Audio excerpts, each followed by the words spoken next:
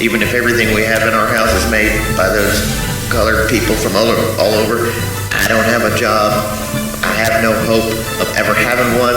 I'll retire with a $750 a month government stipend and will never own a house or anything of value other than my gun.